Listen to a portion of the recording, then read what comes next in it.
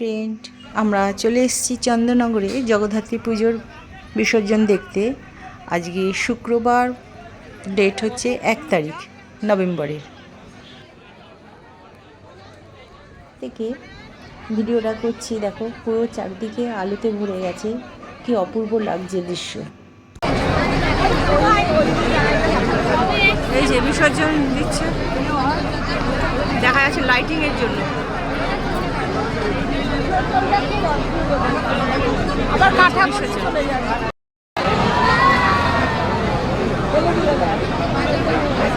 দেখাই যাচ্ছে না লাইটিংয়ের জন্য বিসর্জনটা।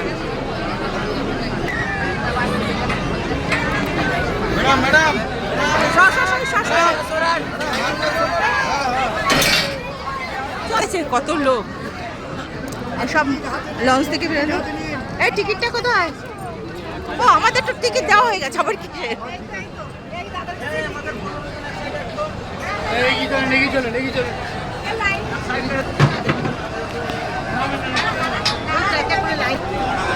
এই যে বিসর্জন হচ্ছে।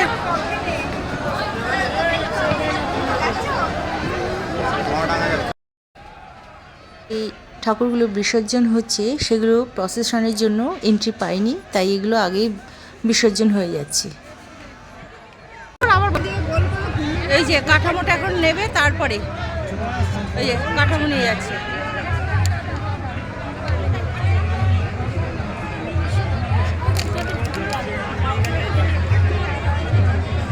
একটা ফেলালে তো চলে যায়।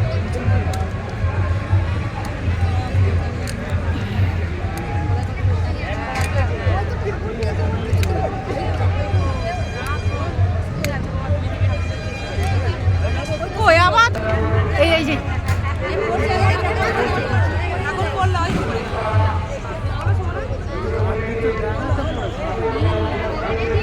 ওই তো